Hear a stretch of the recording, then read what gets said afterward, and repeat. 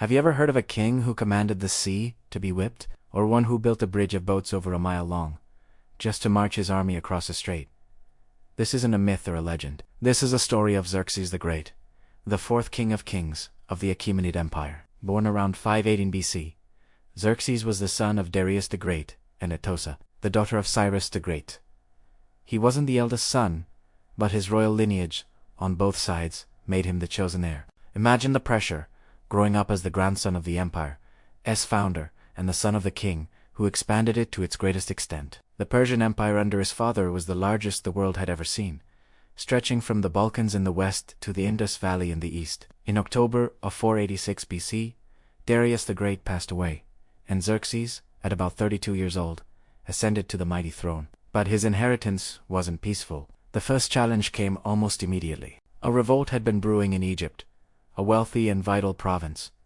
Xerxes didn't hesitate. He personally marched to Egypt, and by January of 484 BC, he had decisively crushed the rebellion. He installed his own brother, Achaemenes, as the satrap, or governor, ensuring loyal control over the land of the pharaohs. But another fire was kindling in the empire, this time in Babylon. The Babylonians, proud of their ancient heritage, revolted twice between 484 and 482 BC. Xerxes' response was swift and severe. He quelled the rebellions, but this time he went further. He was said to have melted down the solid gold statue of their patron deity Marduk, a deeply symbolic act that stripped Babylon of its religious and political importance. The title, King of Babylon, which his father and grandfather had held, was dropped. Xerxes was making it clear there was only one king of kings.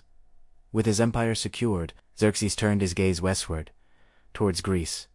This wasn't just about conquest, it was personal. 10 years earlier, in 490 BC, his father Darius had suffered a humiliating defeat at the hands of the Athenians at the Battle of Marathon. The honor of Persia needed to be restored. This was the unfinished business Xerxes inherited, a promise he intended to keep. So began one of the most ambitious military preparations in ancient history. For 4 years, from 484 to 480 BC, the entire Persian Empire mobilized. Engineers, architects, soldiers, and sailors from every corner of the vast domain were put to work. A canal was dug through the Mount Athos Peninsula, a treacherous cape that had wrecked a Persian fleet years before. Storehouses filled with grain and supplies were established all along the planned invasion route through Thrace and Macedon. And then there was the Hellespont, the strait separating Asia from Europe, known today as the Dar. To move his massive army across, Xerxes ordered the construction of 2 incredible pontoon bridges.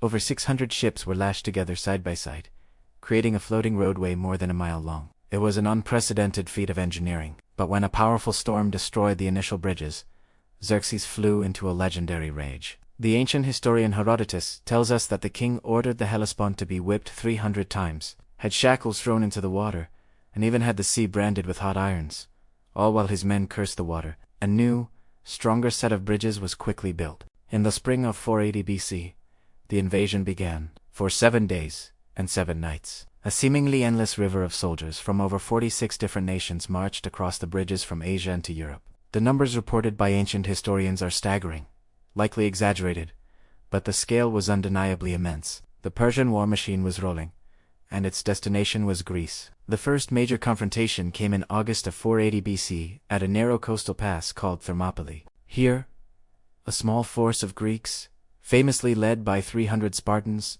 under King Leonidas, made a heroic stand. For 3 days, they held back the colossal Persian army, using the narrow terrain to their advantage. It was a moral victory for the Greeks, but ultimately, a Persian victory. A local resident showed the Persians a hidden path, allowing them to outflank and annihilate the defenders. With the pass at Thermopylae taken, the path to central Greece was open. The Persian army marched south, capturing and burning cities that resisted. The city of Athens was evacuated. When Xerxes' forces arrived in late September 480 BC, they found an empty city, which they promptly sacked and burned, including the temples on the Acropolis.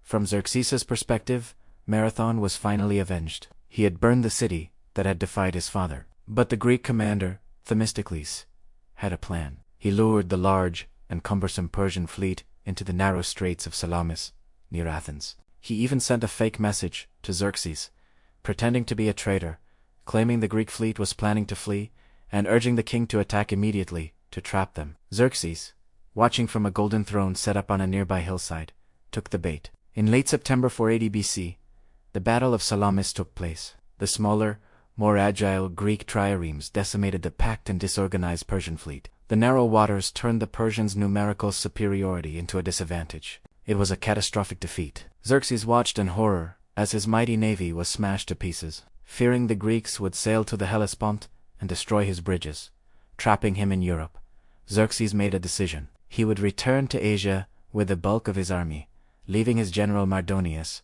with a still large force to complete the conquest the following year. But the momentum had shifted. In August of 479 BC, the combined Greek city-states faced Mardonius at the Battle of Plataea. It was a decisive Greek victory. Mardonius was killed, and the Persian army was routed. On the very same day, according to tradition, the remaining Persian fleet was destroyed by the Greeks at the Battle of Mycale, on the coast of Anatolia. The invasion was over. The threat to Greece had been extinguished. Xerxes returned to Persia, not as the glorious conqueror of Greece, but as a king who had suffered a major setback. The final years of his reign are less documented. He turned his attention from military campaigns to massive construction projects, much like his father had. He completed many of the building plans Darius had started in the grand capital cities of Susa and At Persepolis, he built the magnificent Gate of All Nations, guarded by massive stone lamassas bulls with human heads. He completed the Apadana, the great audience hall, and built his own palace, larger than his father's. These structures were designed to project power, wealth, and the divine authority of the king, a message perhaps even more crucial after the defeat in Greece. But palace life was filled with intrigue. In August of 465 BC, the story of Xerxes came to a violent end. At around 53 years old, he was assassinated in his bedchamber. The plot was orchestrated by Artabanus, the commander of his royal bodyguard, one of the most powerful officials in the empire. He also murdered Xerxes' eldest son and heir. Artabanus briefly held power himself before he was overthrown and killed by Xerxes' younger son, who would ascend the throne as Artaxerxes I. Xerxes' legacy is complex. In Western history, shaped by Greek sources, he is often portrayed as the archetypal Oriental despot, arrogant, tyrannical, and ultimately humbled by the freedom-loving Greeks. But in Persia he was a great builder, a legitimate heir who defended the empire and completed the magnificent vision of his father. His story is a powerful reminder that history is often written by the victors, and the truth lies somewhere in the shades of gray, between the grand monuments and the whipped sea. Thank you so much for watching. If you enjoyed this journey into the life of Xerxes the Great, please hit that like button and subscribe for more stories from the ancient world. See you next time.